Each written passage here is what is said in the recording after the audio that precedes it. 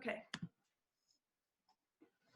Yay. Okay, we are live on Facebook here in Zoom with Ephraim, Judah. Super excited that you are able to join us Shebrews and talk about relationships and talk about dating in the world we live in today, being Torah observant, and how that could possibly be different than going out in the world and dating and trying to find your spouse, and your insight and your guidance to be able to share with our different followers. And yeah, so go from there, Ephraim. All right. Well, thank you for having me. It's an honor to be here. As you said, I'm Ephraim Judah. I'm the director of Line and Land Ministries. I've been in the Messianic movement my entire life, growing up in it, Torah observance. So I was Torah observant when I found my wife. We've been happily married for 15 and a half years. And so I'm excited to get a chance to share, and anything that I can do to encourage the followers, any station of life that anybody might be in. I've committed my life to working in ministry and serving there. And so I just want to be a blessing and encouragement any way that I can. And so we'll just get right into it and see what I can do to encourage the brethren.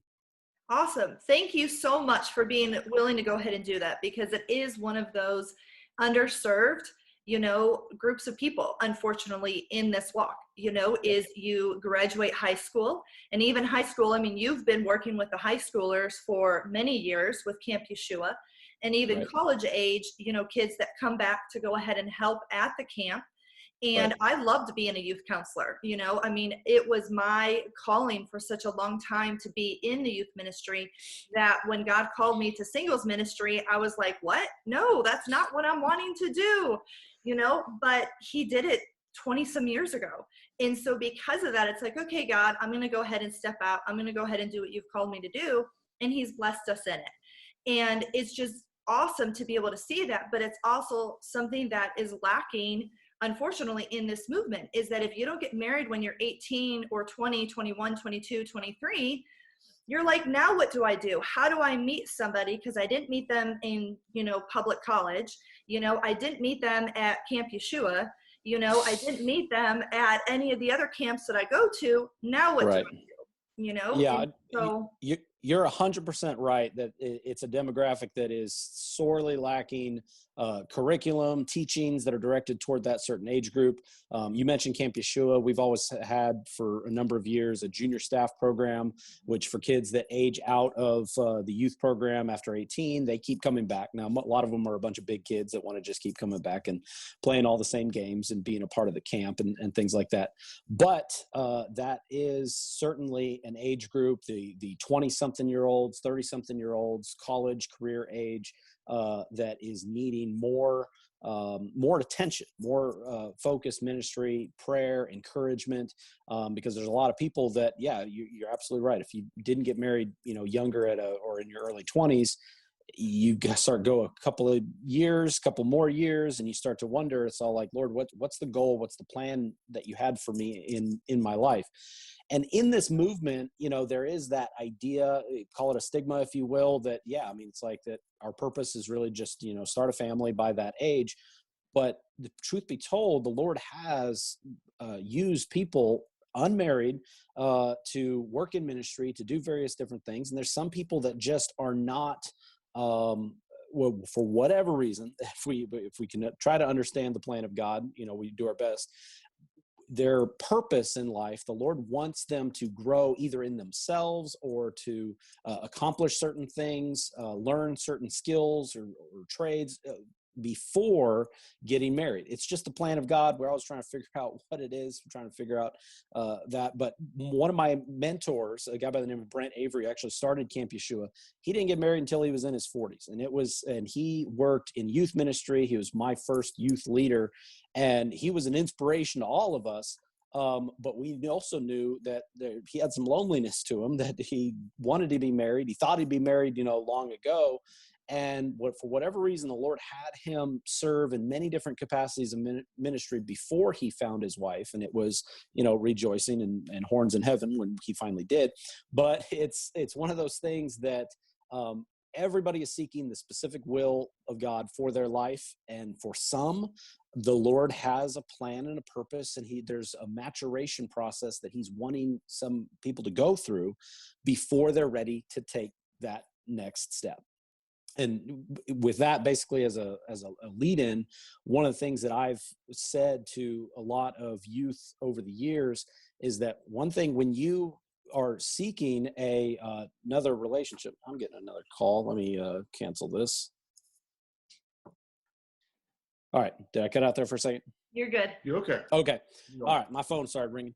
One of the things that I've taught youth for many, many years is that when you are getting into a relationship, in a relationship seeking to leading toward marriage, you have to make sure that you truly are ready to involve somebody else into your life. If you're not comfortable in your own life, in your own circumstances, in your own household, and you're struggling in life, then why would you look to include somebody else into your own life? So you always have to make sure that you are at a certain maturity level and where you're truly ready to welcome somebody else into your life, because that's what it is. You are melding two lives together, and they will bring to the table their experiences. You will bring to the table your experiences. And if what you've learned over the years, if you're still, like I said, a big kid at heart, if you're just, a 30-year-old, but you still just like playing around and doing this, and yeah, you make some money, but you're still just, you haven't matured, not spiritually, even physically, then you're not ready for that. You just aren't. And so each of us have to take a long, hard look inside into our own hearts, into our own lives, and make sure we're truly ready to include somebody else in our life. And sometimes the Lord will withhold that relationship that you're looking for until you've come to terms with that. Yeah, that's very true. That is very true. And that, what you're saying is pretty much what we've talked about, multiple different times to multiple different singles, because a lot of people have wondered, why hasn't so-and-so come into my life? Why hasn't this happened yet? And it's like, well, one, are you willing to not be selfish, and willing to give of yourself and be ready for that relationship? Are you willing to go ahead and grow up, and sacrifice and do the things that is required to go ahead and be married? Or are you still, living like a child and acting like a child and, doing some of that stuff where it's like you are not preparing yourself for that next stage of your life? Right. And that's really, if you are in that station of life, if you are single, you're in that age, that is the time and the opportunity to be working on yourself individually. There's, the flip side of the coin is this. Sometimes there are people that get married young, and then they go through the process and they're like, man, you know what, as they grow and are trying to grow together and they got married, they made the commitment. The problem then is that they then realize, you know what, I didn't take the time that I had to mature myself. And then people sit there and you're like, man, I wish I had traveled more. I wish I had learned more. I wish I had gone to college or something like that. And so it's not always like the perfect cookie cutter example for every single person in relationships and in growth. And even people get married young, and there's some people that shouldn't have gotten married. So even though marriage is the ultimate goal, you're single, you don't want to be alone, you want to get married, you want to find somebody, then it's not complete green grass on the other side, because there is so many other things to learn, so many other struggles. And then marriages do end in divorce. It's terrible, because it's the breaking of a covenant that shouldn't be, but some people still are going through that maturation process, and they even jump in it a little too soon. So when you have the opportunity to, you're single, the Lord's put you in this position, you're looking, but you're wondering why that relationship hasn't come yet. That's the time that you can be working on yourself. Travel, learn something, finish education, do all those things. Because if you find a relationship, and once you make that commitment and then you start having kids, well, then anything plans you may have had before, that's all off the table. And so take that time and that opportunity to work on yourself. And it's as fair a warning for everybody. Don't get married too young, too soon, until you're ready, until the other person's ready. And so that's just something that's another step along the way. Even once you find that somebody, you still have to be doing that self audit all the time to make sure you're ready for that relationship. Yeah, that's true. That's true. And you have a teaching that recently came out, to be able to help along those lines, right? I have a couple of teachings that would fall under kind of the relationship basis of that would kind of fit into this category. The first one that I have is called the five love languages and the fivefold ministry. Now, a lot of people are familiar with the five love languages. Dr. Gary Chapman wrote a book. I think he's really tapped into something that is very just an understanding of the way that we work with one another. 5 different love languages, the way we communicate love, how we want to receive love. And so I cover that material in my teaching. That's really just kind of the same thing that he teaches with a couple other layers kind of mixed in. I connect it to other patterns of 5, namely the 5 senses, in that each of the 5 love languages connects to one of our 5 senses, either sight, smell, taste, touch, or hearing. And then also connecting it to the fivefold ministry. The fivefold ministry, which comes to us from the book of Ephesians, talks about how we have different spiritual gifts that we've been given by the Lord, whether it's some pastors, some teachers, evangelists, prophets, or apostles. And each of those have various ministry roles. And the way that I've connected it all together is that we all have not only a love language, but a ministry language as well. The type of area, either where we serve in ministry or the kind of ministry that we need from somebody else. And so depending on your station of life, you will need a certain type of ministry. All believers need pastors and teachers. We need that continually coming into our lives and feeding us spiritually.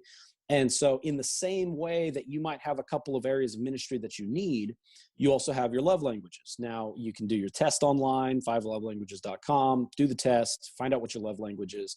And you'll have a primary one, or you might have 2 that tie at the top, or you might have 3 that tie at the top. However it comes out, you'll then know how you want to be communicated with, how you want to feel loved. And then even if you don't take the test, one of the rules of thumb for the whole thing is, how do you like to show love to somebody else? Do you want to give gifts? Do you want to give words of compliments, words of affirmation? And then that's usually a good rule of thumb as to what your love language is and how you want to receive love. So there's that rule of thumb, plus you can just simply take the test. But my teaching that I have for that connects kind of all of that together in the pattern of 5s, and it does talk mostly about ministry and what it is to serve in ministry, what area of ministry you should serve in, and then how all of those are supposed to work together, all those different ministry gifts and offices of ministry in the fivefold ministry. So, but then the love languages is kind of unique in its own way, in the sense that each of us always have at least some measure of the 5 love languages. Even if you score on the very lowest of gift giving, that doesn't mean you don't like receiving a gift. It's just not the ultimate way that you feel love. And so understanding the balance of all of those, and then understanding that about another person, is just absolutely critical. We have to do it in ministry. We have to know where they are in their walk of life and speak to that area of ministry. If there's somebody that is needing a pastor, well, then, putting a teacher in front of them and just spitting a bunch of knowledge at them is not doing them any bit of good. So knowing all of those things in ministry is very important. But then also just on one-on-one interpersonal communication, understanding somebody else's love language is crucial and critical in communication between 2 people. It is very much so. We talked about that when we started courting and going out. We both retook the test and talked about it and figured out that we both like quality time, that his idea of quality time is different than my idea of quality time. His idea of quality time is us sitting and actually watching a movie and me not being on my phone or on my computer doing something else. He wants me to sit there and watch the whole movie without me being on my phone. Versus me, I'm okay if we sit down and watch something, but I'm multitasking by being on my phone. So this idea of quality time can be very different, amongst people. And so you have to ask that deeper question in a way to find out, what is your quality time definition mean to you?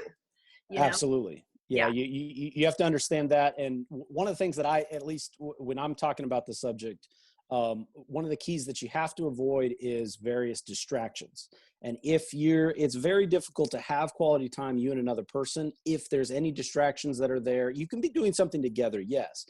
And I actually connect the quality time love language to the work of an evangelist, to where when it comes to quality time, you have to be one-on-one and direct with somebody. And you have to, when you're spending time with somebody, you need to be with them almost as if it is crucial that you are there, crucial that you're there with them, and you can't be distracted. Think of an evangelist that's going to minister and share the gospel with somebody who doesn't know it. And you're basically, it is critical that you convey that information, you spend that time, and you give all of your time, energy, effort into that moment, because you're talking about the time in which somebody's going to hear and receive the word of the Lord. And so I connect quality time needs to be almost that level of you and your spouse or your significant other spending that time being very direct with the other person. And I also connect it to, there's a great book written by, I think, Pastor Michael Todd, that's all about, called Relationship Goals. And he's also very much a big proponent of continuing to date even after you're married. Like, continue to date each other, continue to be there and present with them. You can't just, date them before, then once you have them, you then stop pursuing them. No, you have to continue to pursuing them. And to me, that's what quality time has to achieve. It has to achieve that a continual pursuit and a continual attention focused on the other person. Yeah. So you can say that spending time together is, yes, sitting and watching a movie, but nothing beats truly being one-on-one with another person, either sharing a meal with no other distractions, no other things going on, so that you continue to spend that time and appreciate just the presence of the other person. Yeah. Just sitting and having a conversation. Yeah. You know, it's important. Yeah. Yeah, it definitely is. One of the ways that we talk about the love languages is, like someone comes into your life and you're trying to recognize, is this someone that Yah is putting in front of me? Is this person a match for me? The love languages and the way you tie it up to the fivefold ministry, is that a really good tool, you think, to be able to talk to somebody and be like, this person could certainly be one that could fulfill me? I don't know if that teaching really would be as much, because that's really kind of assuming you already have somebody and you have your own love language, and then you're focused on one particular person to use the love languages and understand the love language of another person. One thing that's hard enough to do just with one person. If you're sitting there trying to, and you don't really know somebody very well and you're trying to figure all that out, that's kind of a challenge. The other teaching that I have that might be more focused on somebody that's really looking at early on in a relationship is my teaching called the 21 Acts of Covenant. That is a big, pretty big study. I only have an introductory DVD out, but I'm working on a 21-week series on it, and I'm working on a book on it as well. And that really is a major understanding as to different actions that you take with another person cause you to be in covenant with them. And when I use the word covenant, I use it interchangeably with relationship, but covenant has this more power to it, more meaning to it, almost like in a biblical sense. And so every single relationship that we have is a type of covenant. We can be a very weak covenant, but anytime that you've shaken somebody's hand, you've greeted somebody for the first time, you've heard their name, you've exchanged names, you've entered into covenant with somebody. It's very small, and this might just be an acquaintance, but you are in the process of building that relationship. And then depending on what acts and steps that you've done, actions that you've done with that other person, is the degree in which the relationship that you already have with them. You guys have probably seen this at Sukkot, that having a conversation around a campfire sometimes has so much more meaning and power to it than somewhere else.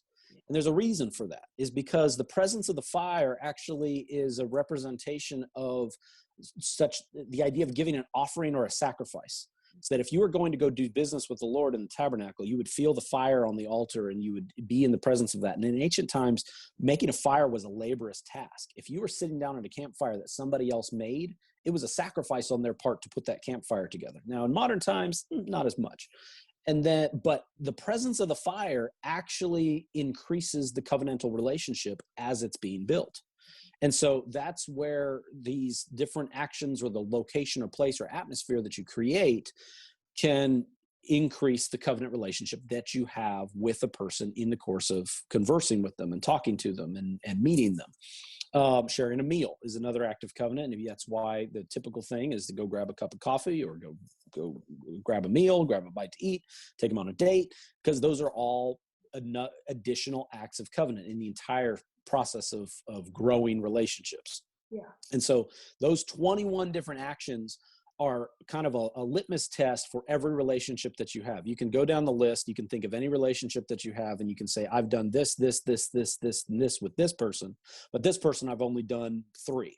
Well, it explains perfectly why you have a better relationship with one person versus another. That's what the acts of covenant do, is they are the building blocks of every relationship that you have. And so the main thing in that teaching, and it's a big warning that I share on that part, is be careful of the acts of covenant if you're not wanting to enter into a deeper relationship. You can say it simply as, it's like if you don't want to go on a date with somebody because you don't feel that way about them, then you're not going to go out and have a meal with them. Okay, it's simply understood in the world today. But the key is that sharing a meal is an act of covenant. So the fact that if you're not ready to go to that next level, then you're not going to do that. And so these different acts of covenant, we need to simply understand the power of them, and that we are creating covenants all the time. And we want to make sure that we don't want to enter into covenant with someone or something or an organization that we either offends previous covenants that we already have, or that we're not ready to commit to that person on that level yet. And so that's a major understanding that we need to have. And that really just goes hand in hand with being very mindful of the interactions that you have with someone. Yeah. And then making sure they're the right person. Now, is that going to help you to understand what the right person for you is? No, but what that's going to do is cause you to be very mindful of those actions that you do in the process of growing a covenantal relationship with someone else. The biggest thing about connecting with somebody or knowing if they're the right person is going to be solely the Spirit of the Lord. It's going to be the spirit of the other person and how it connects and communicates with your spirit. My simple definition of the spirit of a person is the thoughts and emotions of someone. Some people think that the spirit is, some sort of supernatural essence of who we are. I've studied it out, and it's still a work in progress, but my simple definition truly is anything that's non-physical that makes us who we are, and that's our thoughts and our emotions. And if the thoughts and emotions of a person, that usually you can understand it by their words or their manner of speech, if that spirit is just not communicating to yours, if it's just not sitting well with you, then that gut feeling inside, I like to think that that's sort of the spirit of a person, that's sort of that like spiritual check. Each of us have it. Each of us have that moral code. When somebody does something that they're not supposed to do, they know it in their gut it was wrong. If a kid's misbehaving and then you call their name and they had their hand in the cookie jar, they know what they did was wrong. Every single one of us have that gut check inside that differentiates between right and wrong. Yeah. Well, the Messiah said that that's his Holy Spirit. His Holy Spirit that convicts the world of wrongdoing and calls into remembrance all the things that I have said. That's what the Holy Spirit does. And I don't think we listen to that enough. We really don't. We don't know what it is. We want to think that the Spirit of God is, some sort of, a booming voice from God is going to communicate to me what I need to do next. I think the Spirit of God can be inside of somebody, and that gut check, that red flag that pops up, and you feel something's off. That's the spirit that we sometimes don't give enough respect to. Yeah. And so really when it comes to communicating to somebody, and really, Mark, back to your specific question, as to how do you know when somebody's the one or finding the one, we have got to give more respect to that spirit inside of us. We can't be led by our other parts of our body, like our physical body, that the lusts of the flesh. We are sometimes led by that. We need to be led by the Spirit of God. We need to set aside our own thoughts and emotions, because our thoughts, will wander in different ways, and our emotions will feel a flutter, and we'll just, do stupid things just based on how we're feeling or thinking about something. We really need to die unto ourselves. We need our flesh to die and those lusts and temptations. We need our spirit to die, to set aside our own thoughts and emotions, and just let God's thoughts, God's emotions be what inhabits our lives. And so in all cases, the old bracelets that say, what would Jesus do, really is really important message that we can continue to do if we're simply operating with his spirit. And man, if something's just telling you that something's off or there's a red flag, we need to listen to those things a little bit more often, because a lot of times they turn out to be right. Yeah, that's very true. It's like you have to listen to those flags. You have to listen to your gut of what your inside is telling you.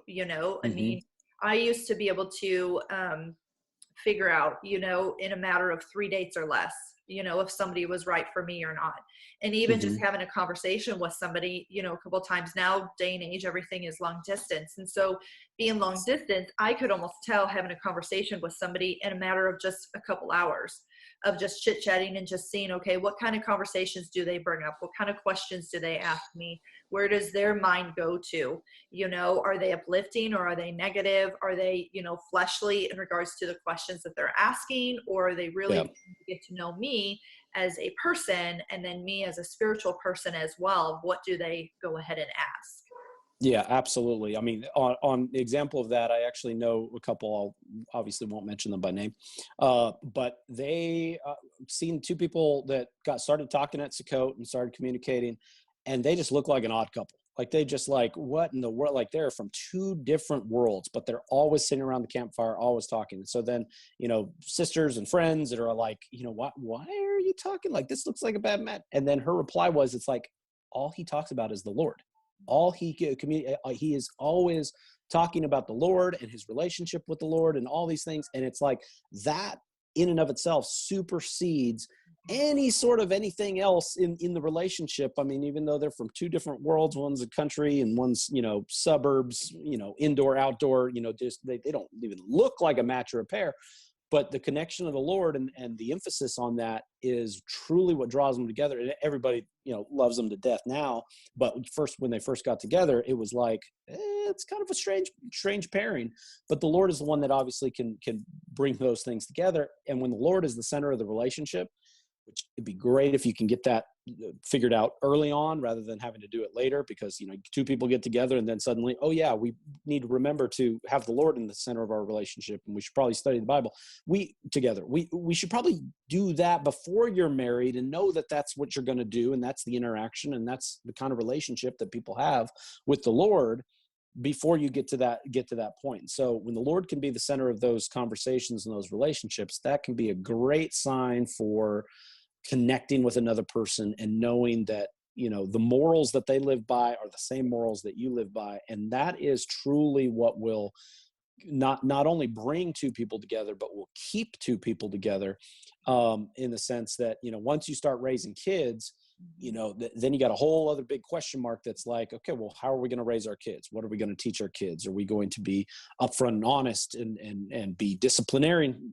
to our kids? Or are we're going to coddle them? We're going to spoil them. We're going to do this. That's kind of two opposite ends of the spectrum, kind of to the extreme. But if you don't have if you're not on the same page in the morals of how you raise kids or how you discipline or how you or interact with one another, then that's going to be a huge dividing factor, not only in an early relationship, but later on in a marriage if you haven't figured it out yet. Yep. Well, definitely I'm glad you hit on it. The differences that you find in each other, also the similarities that you find in each other.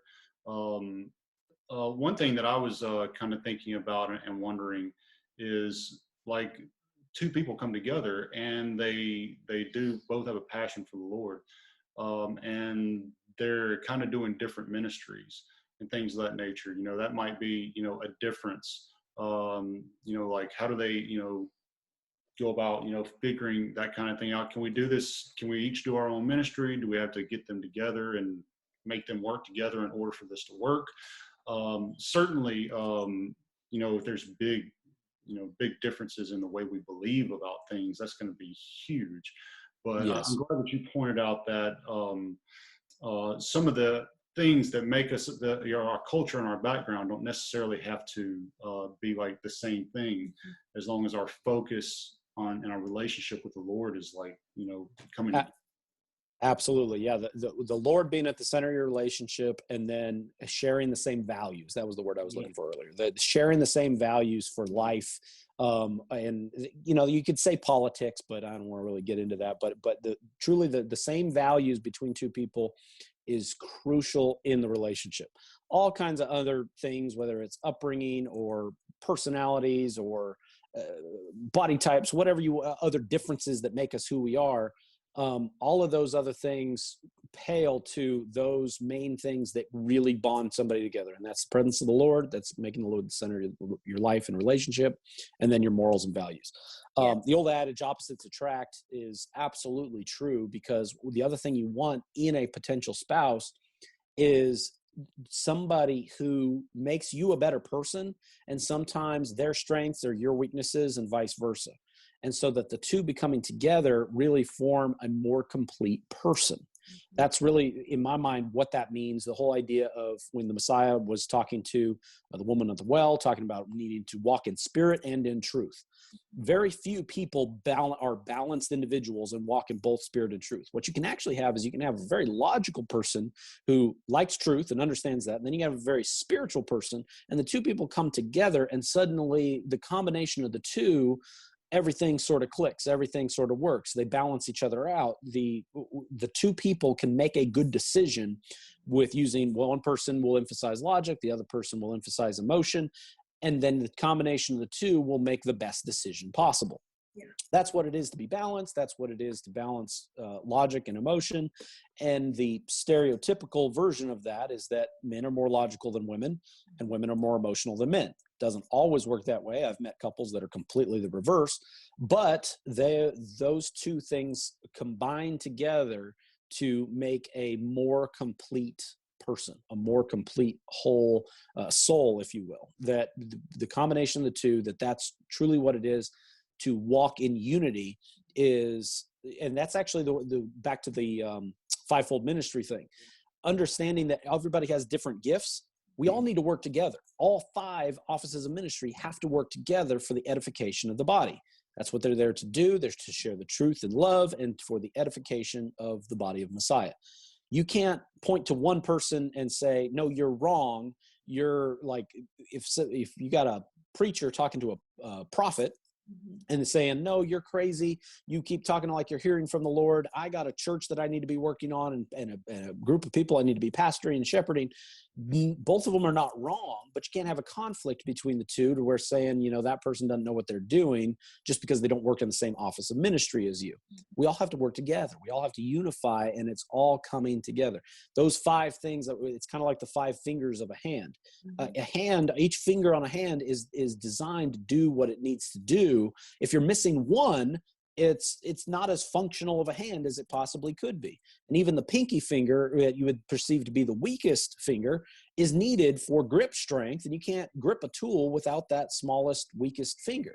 Yeah. So all of these things need to come together. And when you are putting together a new family, a new relationship, and a new marriage, or hey, Titus, my son's coming for a visit. When they're coming together, okay, I'm on a meeting, dude. All right. He's trying to tell me about a video game, I guarantee it. Okay. So excuse me. Okay, thanks, bud. Thanks. It's a joy. It really is.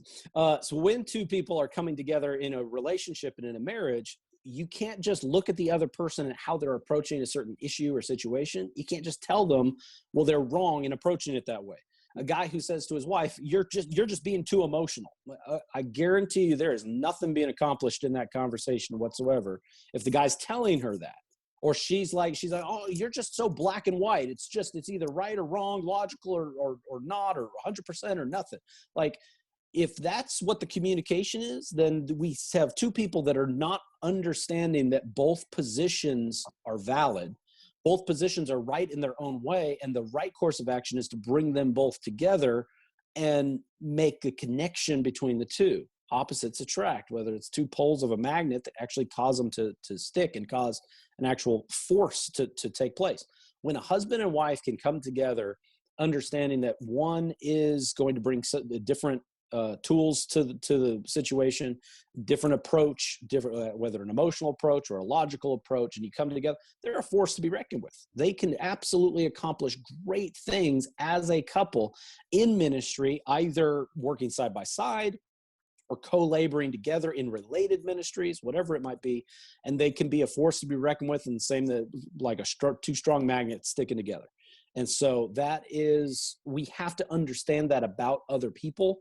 And if you're finding yourself taking a step back and saying, nah, you're just approaching this wrong, or it's all like, no, you're crazy, you can't think of it that way, it has to be like this, then that's where you run into people who are not yet understanding the validity of other people's positions, thoughts, emotions, and spiritual gifts, frankly, because each of us have this spiritual gift. Some of us are gifted speakers and teachers and can speak kind words. Other people can just be an empath that can just feel others' emotions and do it. It's like, that's a good example between me and my wife. My wife can read other people's mail when communicating and emotional things, and just can read a room. Yeah. I don't read a room that way, but when it comes to actually, then I can come and I can talk to anybody. I just walk up and I can start talking. So you start a conversation. And so like the combination of the information she would have to share with me might be the thing that then I know exactly what to say to a group of people. Or she might be trying to figure out, it's like, well, what do I say? It's like, well, what you say is this. I would give her the words to say while she's processing all of the emotions of what the Lord is putting into her. The combination of the two of us can do great things in ministry if we're understanding each other's spiritual gifts. And the simplest boiled down definition of that is women have the great spiritual gift of understanding emotion much better than guys do. And guys have a great spiritual gift of being very right-brained and understanding logic and what works and what doesn't work. And that's stereotypical for male and female. Like I said, gender can completely switch on that.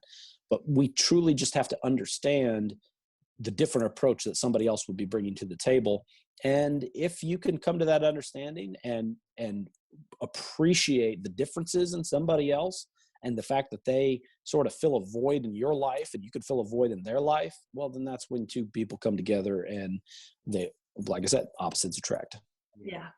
Yeah. I definitely agree, with that. That sort of happened with us, I've been praying forever. Part of my story, and it's like one of those things when we came together, it worked out, and, Shebrew was able to become even more than what it is now or what it was before, because both of us have, joined forces, in other words, and he's able to bring the other side that I was somewhat missing, within that. And so it's cool to be able to see how, like you said, relationships coming together, and when both people know what their spiritual gifts are, what God has called them to go ahead and do, and what they can go ahead and bring to the kingdom, it works out great. It's nice to be able to have that, Yeah. One of the struggles that people have when they've been single for a longer period of time is that they become very set in their ways. Yeah. And that's when they come to understand, they have had to harden themselves to be on their own, to have to process every issue, every situation with whatever spiritual gift God has given to them. I guarantee you, God has not given them all spiritual gifts. Those people are not balanced in logic and emotion, and they could make great decisions all the time. And so they become very set in their ways. And one of the biggest conflicts they're going to have with meeting other people is appreciating that difference, because they've had to harden themselves and be more set in their ways as time goes on. That's one of the things that causes the struggle to meet somebody else or to cause a relationship to stick. And, that's where that self-audit that I started talking about originally is like that. This is the time when you can be working on yourself. And that's not working on yourself to get set in your ways and to just make decisions for life. Work on yourself to basically like soften you up, like you're almost like you're a chunk of clay. And when you get a brand new piece of clay, it's hard as a rock. But once you start sort of working it, molding it, shaping it, it becomes softer, it becomes flexible. So when I say an individual or a single person can be working on themselves, you can just become the most flexible, moldable, pliable person, being whatever, to become what you need to become the spouse or the partner to somebody that what they need. if you basically are working on yourself to where it's basically like, all right, well, I'm just going to sit here and it's going to stay here. Well, that hunk of clay is just going to get harder and harder and harder and harder. And it's going to take a lot of water. It's going to take a lot of spirit to like start molding it and applying it and shaping it again before it can be made into something actually useful. And so that's what it is. We as individuals need to be doing that work on ourselves to become softer and flexible, learning new things or new ways to approach things, not just doing the same thing over and over again and becoming so set in your ways that that's the only thing you know and that's the only thing you're going to understand. Then somebody coming in is just going to be like, okay, well, that person's not, they didn't prepare themselves to meet me. Yes. They've just been working on themselves and they're so set in their ways. And I understand now, if I want to be with that person, I'm just going to have to completely reshape myself to fit their mold. And that's not the way it works with a relationship that truly works together. Two people working on themselves, working together, both bringing 100% to the table, and not somebody who's set in their ways and the other person comes along and then has to be this nothing but almost like a servant to the other one because they're so set in who they are. That's not a great relationship, and that's could be the very reason why you've struggled to find another person, because you're just so stubborn, is a good way to put it, and set in your own ways. You're not working on yourself to be ready to interact with somebody else. You're just wanting somebody else to come in and just fill the void and fill the holes that you have, without you recognizing that you need to be that for someone else as well. Yeah. That's so good. Yes. That is so good. And, right on in regards to information that we share with the singles, I mean, really is. Everything I'm saying is not new news. It's not profound. It's not mind, but I mean, it is. Anybody, being realistic about relationships knows this is how relationships are supposed to work.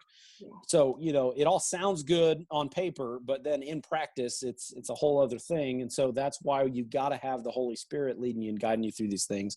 It's not just, a one-step process. It's not just, you can't just watch a teaching and hear somebody, talking to you to then make you ready to then meet somebody or be a spouse to somebody else, because it's all going to depend on who they are. It's going to depend on their spiritual gifts, and it's going to depend on whether you recognize your own spiritual gifts. And if the two spiritual gifts are too alike, if they're too alike for their own good, that might not work as well. It really won't, because then there's no two people that just like, I've seen it before. We're absolute best friends. They just love each other to death, and they best friends. They had their own language together and whatever. They got together, and then a couple of years later, they're like, no, you just can't do it, because they were almost like there was no growth in each other, because there was no encouragement or growth coming from the other person to encourage the other one to grow. They just lived in their own little moment in their own space and time, but that's only fun for so long. It's not sustainable. Yes. And that's also where somebody's going to be perhaps on a rebound relationship. If somebody's on a rebound relationship, they're just going to be looking for what's better than the last relationship. But then there's no improvement to really find what's right. All they know is, well, the last one I had was wrong. And so then they find another person on a rebound relationship. They're just going to they're going to have fun and they're going to have a blast with each other, but then it's not sustainable. It's not, because no one's truly working on themselves to find what's better. All they know is what they don't want. And that's going to be a pitfall as well. So, I mean, that's your word of warning to somebody coming off of a rebound relationship. Man, they know exactly what they don't want, but they know really what they want and who they are with their own spiritual gifts, who they are in the Lord, and what their future truly holds alongside another person. Yeah. Yep. That's true. That's very true. Yeah. I mean, it's to each situation that, if somebody has specific questions about, their relationship, really it's going to first start with themselves, talking to them. Everything is going to be a case by case basis. You've probably seen this, that, whatever you say, around a campfire in front of a bunch of singles you can be generic with it, but really each individual person is unique in their own way. They need to maybe hear something specific. And that's why something I'm a big advocate of is counseling and therapy and working on mental health and things like that, because people don't have all the answers. We don't have all the answers. And so when somebody's getting married, you got to do marriage counseling. You got to have somebody telling you, showing you the ropes, telling you kind of things to watch out for. Is everything they say going to be perfect and right? No, but it's like, you got to have some of that information. And then really, if there is a lot of, introspection, people struggling with anxiety, depression, self-worth, things like that, that's got to get worked on. That's, you cannot be in that place and then expect somebody else coming into your life is going to take all that away. That's not how it works. You've got to work. The Lord can help you to take care of that, and you've got to work on that. And you cannot expect somebody coming into your life to suddenly make everything all better and take away all these certain things. There's certain men and young men that have struggled with different types of sin, lustful sins, things like that. And then getting married and finding a wife is not going to take all that away. You think that's what's going to happen. And the guy is just like, so yeah, the guy wants to have sex, but he wants to do it right. But then getting married is finally the legal way that you can have sex, and everything's good and wonderful. However, if there is a major struggle with sin that you didn't deal with before, a wife's not going to come and take it all away. You've got to work on it. You've got to deal with it. You have to focus on it, because then you're bringing that into your marriage. You're bringing that sin and that struggle into your life and into your marriage. So you've got to get some of these things worked on in yourself. The whole idea of finding somebody very much has to do with you working on yourself. As much as that seems like a selfish thing, or that it's all about being single, really, again, I don't know how the Lord works. I do believe in some cases, perhaps even most cases, I'm not going to say all, but God will not bring somebody into your life until you're ready. Until you're ready. And as much as you might think whether you believe that there's one soulmate that you got to find in this world, or that there's a whole variety of fish in the sea that you might be able to connect with, I don't care what your philosophy is on that. Unless you're ready, it's not going to work. You can try, you can get married young and early and be young and stupid. But if you're not working on yourself and preparing yourself to walk side by side with another person in life, following after the teachings of the Lord and whatever the Lord will for your life is, if you haven't done that work for yourself, it's not going to work out. And just thinking that you want a spouse or want a boyfriend or a girlfriend and they're going to make everything all better, that's not their job. That's not their job to fix you. It's not their job to make you happy. Happiness is formed from the two of you coming together. It's not anyone's job to fix the other person or do that. And that's what a lot of pitfalls in relationships are. You get together, you find somebody, and well, they're imperfect, but I think I can fix them. No, don't say that, because then that's not your job. That's not your responsibility. They need to come up alongside you, and you need to be ready to walk side by side with them. And it's not anybody's job to fix the other person or responsible for the other person's happiness or anything along those lines. Yeah, that's true. It's very, very true. I definitely agree, with that, in that you have to learn to fix your stuff. You really do. I mean, so, yeah. And that's the one-on-one thing with when you're able to talk to somebody and they're like, well, why hasn't this happened yet? Or why hasn't the Lord this? And it's like, I don't want to speak for the Lord and I don't want to be mean, but the answer seems to always be the same. It's all like, what can you be doing about yourself? And then the Lord, for some reason, the Lord doesn't think you're ready. That's why they haven't come. And so what can you be doing? What more can you be doing? What sin have you not dealt with? What struggle have you not overcome? What insecurities do you have? Mommy and daddy issues, all of those things that you haven't fixed in yourself, that, you know what? The Lord, it might be protecting someone else from you because you haven't dealt with these things. Yeah. And you can't then put that burden on somebody else to be the fix for you or to make everything in your life better. You've got to do that introspection. You got to look inside your own heart, inside your own mind. You know what sins you commit. You know what wrongs you do. You know what kind of person you are. And you got to be honest with yourself and say, you know what? If knowing everything I know about me, I wouldn't want to marry me either. Mm-hmm. If you can be honest and you could say that, well, then that's maybe the first step to understanding why the Lord has not brought a lifelong partner into your life. Yeah. So. Yeah, that's true. That's very true. It's a matter of reflection of you, mm-hmm. what's going on the inside of you. And are you ready? Is God saying you're ready or not ready? for that person, because God has a big plan for, two people coming together, and he wants both people to be healthy and ready for that relationship and for that plan Right. to be able to happen. Yep. It's not good for man to be alone. God figured this out before sin ever came into the world, before we ate the fruit. God realized that I don't know if I want to call it a flaw in God's creation, but God noticed it himself. And he says, it's not good for man to be alone. It's the first thing that was ever said was not good. Everything else was good. The day was good. Creation was good, but it's not good for man to be alone. And so we all know this. We all know, because the feeling of loneliness is dreadful. And it's actually, I'm putting together some notes for a new teaching as well. That is really the fear of being alone is the root of all other fears. I used to say it was the fear of death, but I really think the fear of death is actually a symptom of the fear of being alone.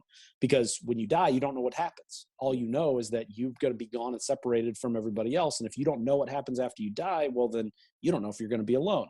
So the fear of death is even a symptom from the fear of being alone. And that is something that we need to understand, that one, the Lord's always with us.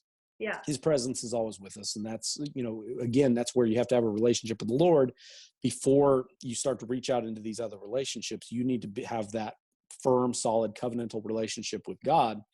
And then when other relationships come in, the two relationships work together. The reflection of your relationship with the Lord is the reflection of your relationship with other people, and vice versa. Like the scripture says, you can't say you hate your brother and say you love the Lord. So the combination of the two have to work hand in hand.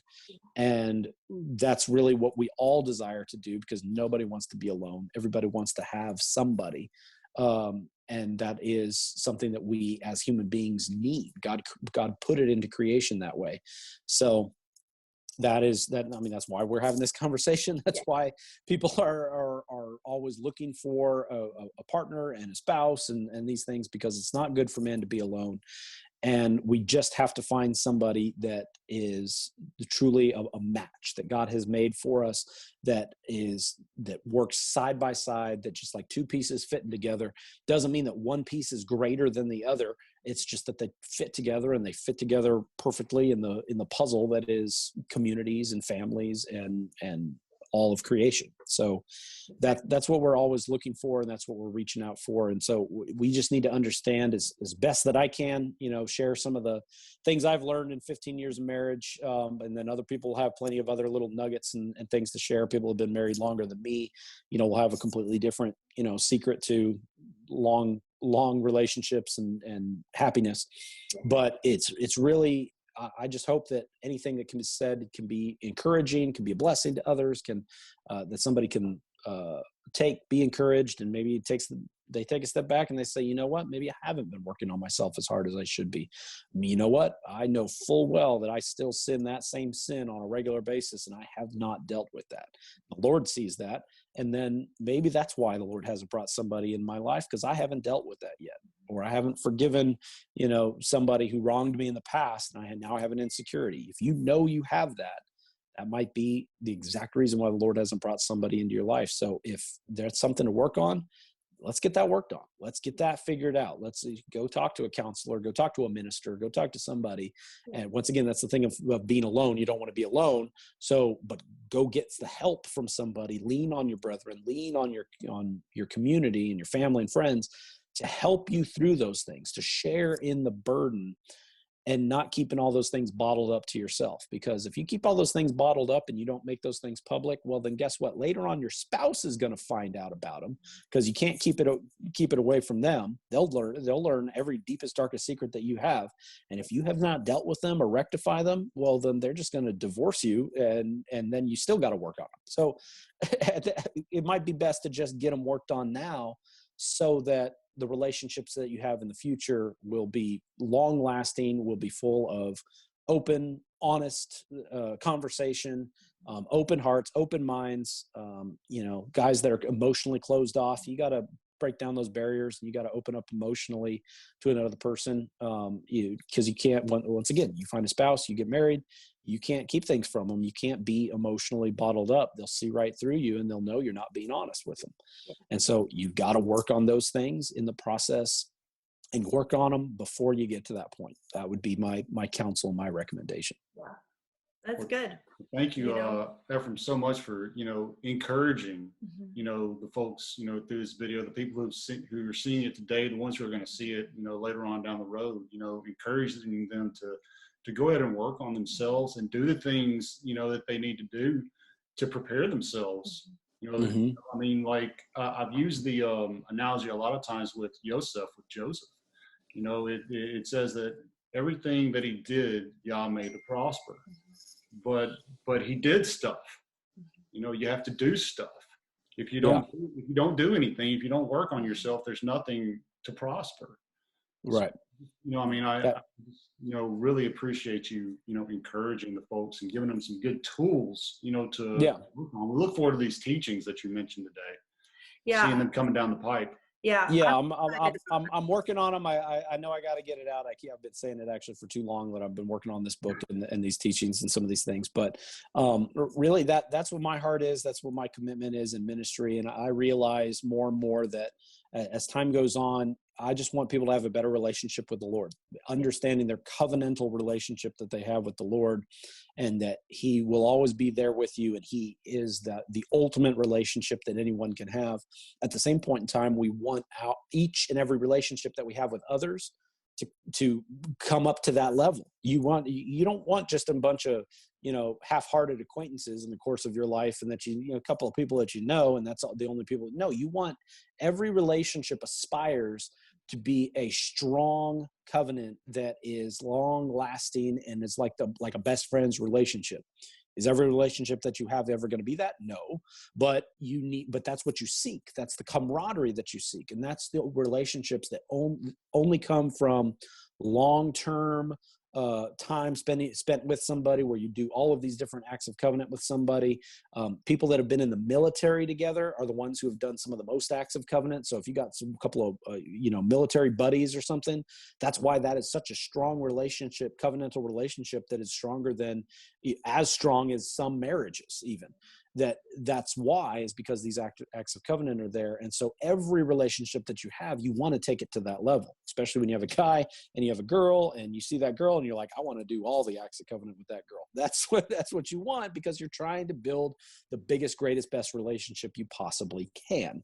Yeah. So, and so really the relationship with the Lord is the litmus test. The relationship of the Lord, all of these acts of covenant have been done between God and mankind, and we have to then try to bring every relationship up to that level. And so it's the example that is set for us. The love that the Lord has for us, for his creation, for Israel, for the church, the ecclesia, the called out assembly, that love that he has is the way that husbands are to love their wives. And the relationship that God has with the father and son is what every father and son relationship should aspire to be.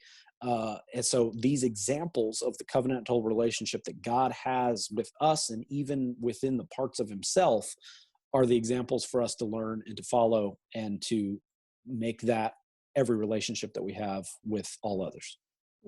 Yeah, that's true. And it's one reason why we started, Shebrews, and that's why we started, the website, the dating website, is because it lays that foundation of, hey, I'm in covenant with God. I'm in covenant with, the God of Abraham, Isaac, and Jacob. This is our base foundation automatically. Now there might be different, philosophies or values, things like that, the political side of stuff. But at least you have this common area, and then you can build from there and build the rest of the part of the relationship to continue to build upon, Yep. But at least you have your foundation established right there within that. Correct. So once again, the relationship with the Lord's got to be front and center for a strong marriage and relationship. At the same point in time I say that, there are plenty of people that don't believe in God that have relationships in the world today too. And so whatever they've found that that draws them together or connects them together, you have to draw on something that is greater, more powerful, and better than the two people combined. And so that's what other people have and have found and done, and whether that's a different religion or something like that. For those of us that are Messianic, we know where that source is going to come from. That's going to come from the Creator. That's going to come from the God of Israel.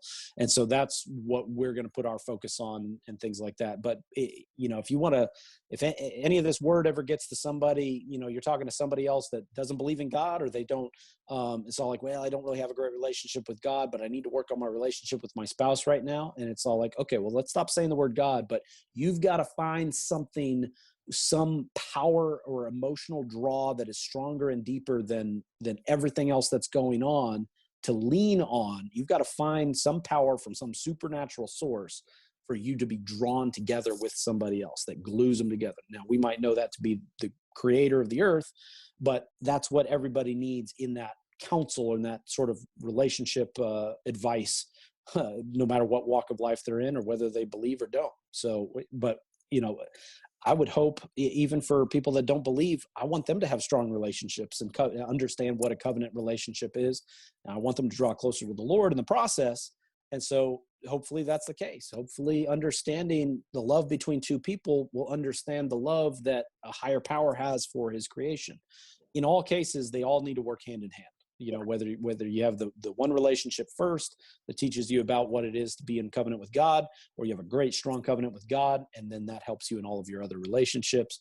Either way, we all need to arrive at the same conclusion, with God at the center of every relationship we have. Yeah. Amen. Yeah, I agree. Well, thank you, Ephraim, very much. You're welcome. I really appreciate, coming on and being able to go ahead and share with us a little bit of your heart, a little bit of what, your thoughts are.